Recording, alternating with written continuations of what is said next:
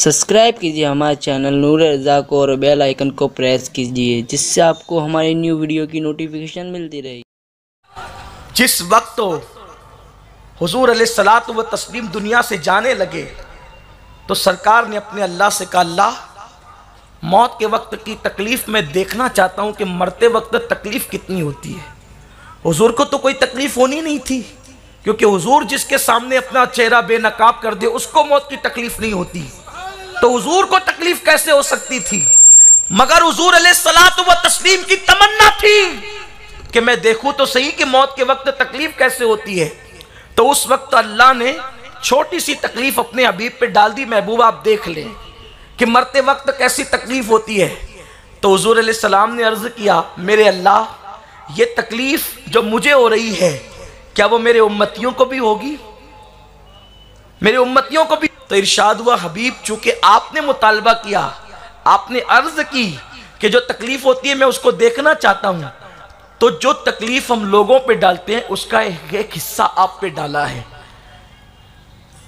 तो अर्ज किया, मेरे अल्लाह मेरे उम्मतियों को जो तकलीफ होती है वो इतनी होती है, इससे ज्यादा का महबूब भी एक हिस्सा है। अभी गोया यूं है कि मौत अपना पंजा रखती है लोगों पर और यहाँ पर उंगली रखी गई है, ये तकलीफ का फर्क है। तो अर्ज किया, मेरे अल्लाह मेरे उम्मतियों की सारी तकलीफ जो मौत के वक्त होती है वो मुझ पे डाल दे। वो जितनी तकलीफ सारी उम्मतियों को होना है, सारे उम्मत को, मोमिनों को, वो सब मुझ पे डाल दे ताकि मैं उसको उठा लूं। उस वक्त अल्लाह के हबीब अलैहिस्सलाम पर मोमिनों की तकलीफ हुजूर पे डाली गई।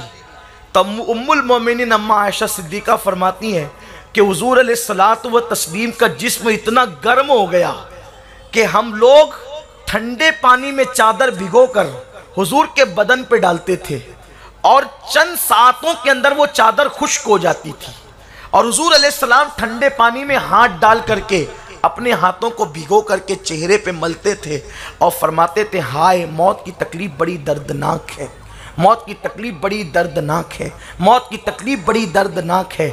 मेरे प्यारे आका अलैहिस्सलाम के प्यारे दीवानों, जिस रसूल को अल्लाह ने इतनी ताकत दी कि इशारा करें तो चांद के टुकड़े हो जाएं, जिसके इशारे में इतनी ताकत हो उसकी उंगली में कितनी ताकत होगी, जिसकी उंगली की ताकत ये है उसकी मुट्ठी में कितनी ताकत होगी, जिसकी मुट्ठी में इतनी ताकत है उसके बाजुओं में कितनी ताकत होगी, जिसके बाद जिसको बारे दो आलम की परवाह नहीं, ऐसे बाजू की कुव्वत पे लाखों सलाम। और जिसके बाजुओं की ताकत ये है कि दोनों आलम का बार उठा रखा है, उसके सीने की ताकत का आलम क्या होगा। जनाबे मूसा कहते हैं रब्बिश रहली सदरी, वहां पर वो ये कहते हैं और मेरे आका के सीने की ताकत ये है, अलम नशरह लका सदरक, हबीब हमने तुम्हारे सीने को कुशादा कर दिया। पहाड़ों में इतनी ताकत नहीं जितनी ताकत मेरे रसूल के सीने में है। कुरान कहता है, लौ अंज़लना हाज़ल कुरआना अला जबलिन लरअयता खाशियम मुतसद्दियम मिन खशियतिल्लाह, अगर इस कुरान को किसी पहाड़ पे नाजिल करते पहाड़ रेजा रेजा हो जाता, लेकिन अल्लाह अकबर हुजूर के सीने पे कुरान नाजिल हुआ, हुजूर के दिल पे कुरान नाजिल हुआ, मगर हुजूर के सीने का कुछ भी नहीं हुआ। पता चला पहाड़ों से ज्यादा ताकत हुजूर के सीने में है। जब सीने की इतनी ताकत है तो पूरे वजूद में कितनी ताकत होगी। वो रसूल भी फरमा रहे हैं, उम्मत की तकलीफ जब हुजूर ने ली अपने ऊपर तो कहा मौत की तकलीफ बड़ी खतरनाक और दर्दनाक है। जिसको इतनी ताकत मिली है, जब वो रसूल कहें कि मौत की तकलीफ खतरनाक और दर्दनाक है, हमारी ताकत क्या है। हम तो इतने कमज़ोर हैं कि अपनी कमज़ोरी का हाल ये है कि अगर हमारे उंगली पर हथौड़ा कोई मार दे तो हम मर्द होने के बाद भी उंगली झटकते फिरते हैं। अगर हमारे हाथ को सिगरेट का चटका लग जाए तो भी हम बेचैन और बेकरार हो जाते हैं। मेरे आका अलैहिस्सलाम के दीवानों, मौत की तकलीफ़ को कैसे बर्दाश्त करेंगे।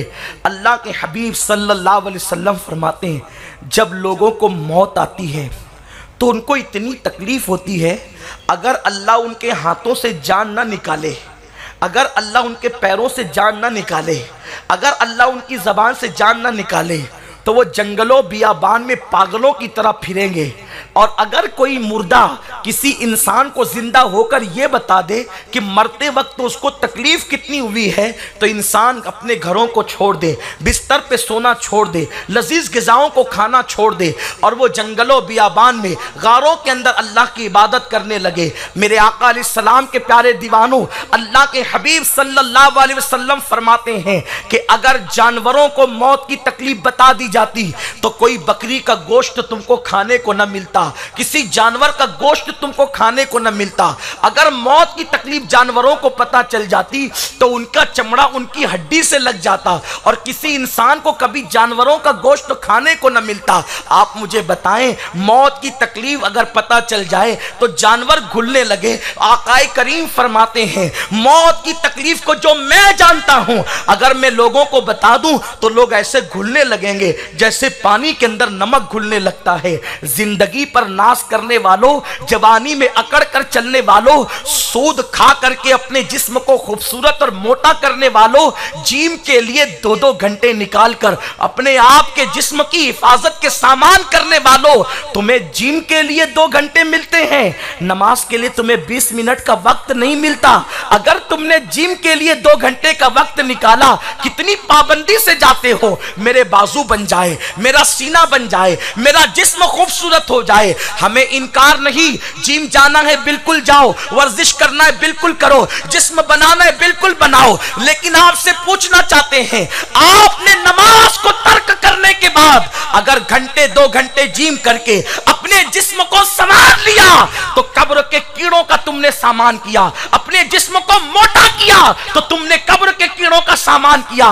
20 मिनट नमाज का टाइम नहीं और उसके बाद जिम के लिए, जिस्म को खूबसूरत करने के लिए, जिस्म को मेंटेन करने के लिए, जिस्म को अल्लाह अकबर फरबा और तवाना करने के लिए कितना वक्त है मुझे बताओ। जवान जवान लोगों को कब्र की मिट्टी खा गई। कहां गया शाहजहां, महल ताजमहल बनाने वाला कहां गया, कहां गया भूल भुलैया बनाने वाला, कहां गया समरकंद बुखारा अपनी बीवी के रुखसार के तिल पर शहरों को बसाने वाला कहां गया, कहां गया हुमायूं, कहां गया अल्लाह अकबर वक्त का दारा, कहां गया सिकंदर, कहां गया अल्लाह अकबर बड़े बड़े पहलवानों को कब्र की मिट्टी में मिला दिया गया।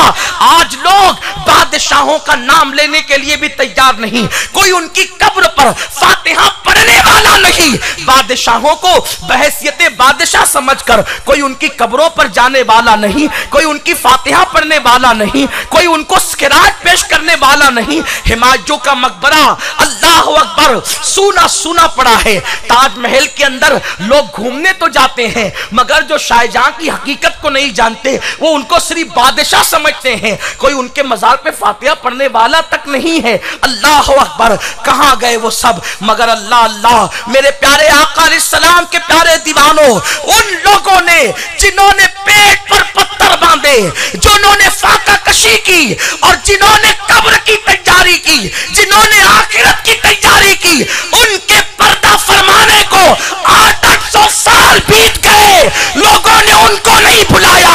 आज भी मेरे ख्वाजा की चौखट पर गुलामों की भीड़ लगी हुई है, लोग खिराज अकीदत पेश कर रहे हैं, गौसुल आजम के दरबार में खिराज पेश हो रहा है, महबूब इलाही का आस्ताना आबाद है, मखदूम अशरफ का आस्ताना आबाद है, इमाम अहले सुन्नत का आस्ताना आबाद है। और सुन लो, जिन्होंने कब्र की तैयारी की है, जब तक चांद और सूरज निकलते और डूबते रहेंगे लोग उनकी बारगाह में खिराज अकीदत पेश करते रहेंगे।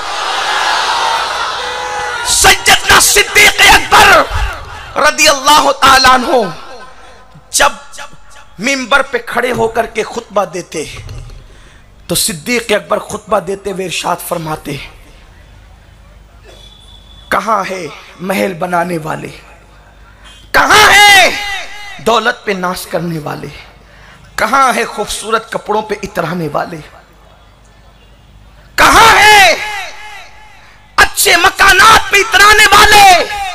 फिर सिद्दीक अकबर जब ये कहते ना तो फरमाते, सब पुराने हो गए, सबकी हड्डियां घुल गई, मिट्टी में मिल गई, लेकिन इज्जत उसी को है जिसने अल्लाह के दीन पर अमल किया। पता है कब्र सबके लिए तारीकी का गड़ा नहीं है।